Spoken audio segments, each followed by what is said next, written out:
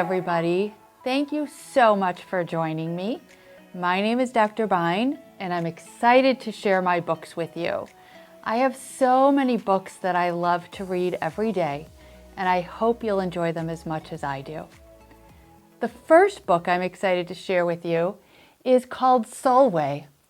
Sulwe is written by Lupita Nyong'o, a beautiful, smart, intelligent actress from Kenya. In fact, Lupita has won the Academy Award and many recognitions for her great work. Lupita wrote this book because when she was a little girl, she was embarrassed about her dark skin. Some people teased her and taunted her and said that her skin was the color of night. And in fact, she says that at times she tried everything she could think of to lighten her skin. But her mother told her every day that she was beautiful and that her skin was beautiful. And as Lupita got older, she realized she was beautiful and her skin color was beautiful too. So she wrote the book Sulwe so that other children with dark skin could realize how beautiful they are.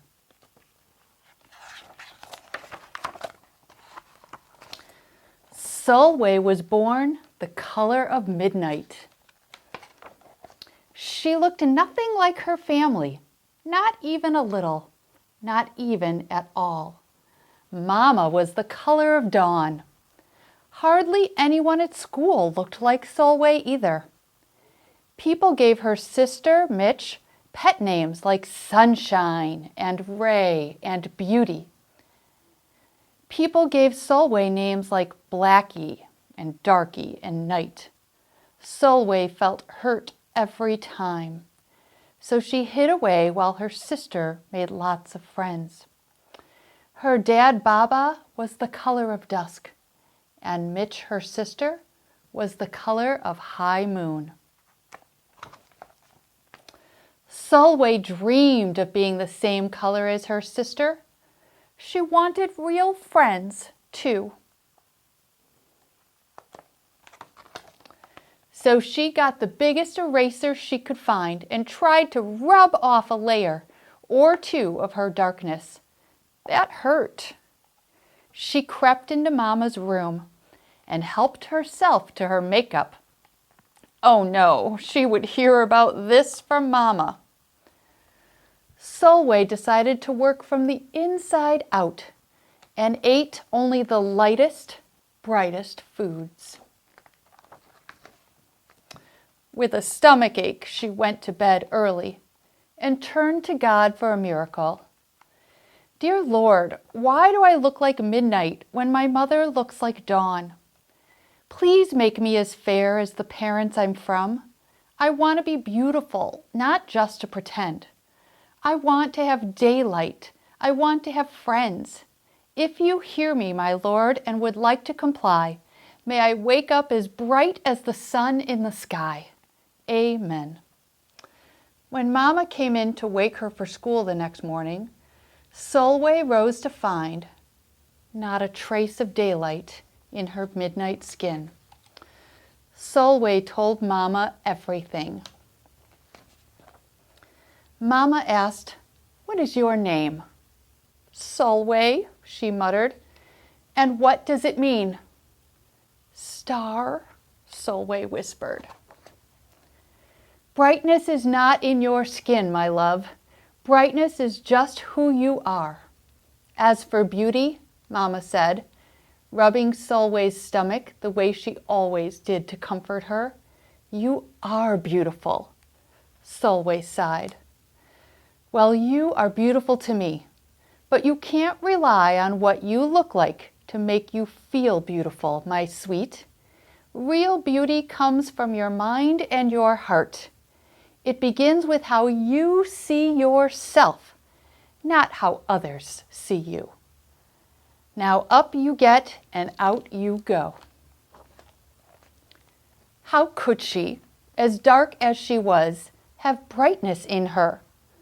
How could she have beauty when no one but her mother seemed to see it? How could she be a star? That night, a shooting star appeared at Sulwe's window. "The night sent me," said the star. "Come with me." Sulwe hopped onto the star and off they went. "Long ago, at the beginning of time," said the star, "there was night and day. They were sisters." They loved each other very much. But people didn't treat the sisters the same. Lovely, nice, pretty. People gave Day pet names like lovely and nice and pretty. Scary, bad, ugly. People gave Night names like scary and bad and ugly. She felt hurt every time. Well, Night got fed up and walked right off the earth. Day stayed behind and enjoyed making everybody happy in the sun. But then Day grew too long. Day began to really miss her sister. So did everybody else. There had to be a way to get her back. Day set off to find Night, and she did. "I miss you," said Day. "I miss you too," said Night, "but you don't know what it's like to be treated badly for being dark." "You're right, I don't," Day replied. "But what I do know is that we need you just the way you are. Come and see." Night returned, and the people rejoiced. "We need the darkest night to get the deepest rest. We need you so that we can grow and dream and keep our secrets to ourselves." The stars chimed in. Brightness isn't just for daylight. Light comes in all colors, and some light can only be seen in the dark. While day had a golden glow, with night everything had a silver sheen, elegant and fine. Day told her sister, "When you are darkest is when you are most beautiful. It's when you are most you."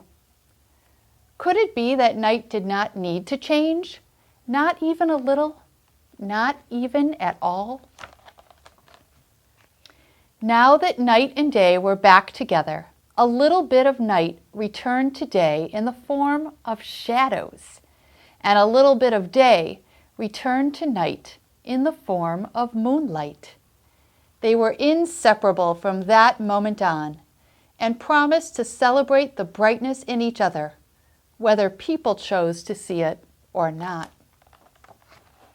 "You see," the star explained, "we need them both on their sunniest day and their darkest night, and every shade in between. Together they make the world we know, light and dark, strong and beautiful."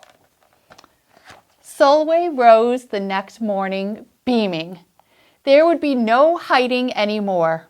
She belonged out in the world, dark and beautiful, bright and strong.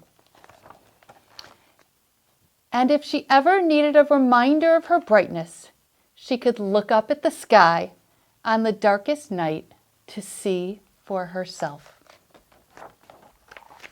Sulwe felt beautiful, inside and out. And she sure was very beautiful. Now, since it's the first day of sharing books, my friends, I thought I'd share a second one today. I hope you like this story. It's a little silly, but it's also very important. It's called "I'm Not Just a Scribble." Look at all the funny faces of Scribble, with his different eyeballs and his different mouths. This is a story about Scribble, whose lines would cross and wiggle. Tiny loops would start him small. Bigger swirls would make him tall. He could be shades of green or baby blue, even crazy colors. He loved them too. Choosing bright colors made him feel free. You never knew which one he would be. Then one day, Scribble took a short walk, where he found a house and stopped to talk. "Hello," said Scribble. "It's such a great day. I thought I'd come over and we could all play." The house never saw anything like Scribble before, but he was curious enough to find out a bit more. So even though he was grumpy and didn't want to play, he still managed to grunt, "What are you, anyway?"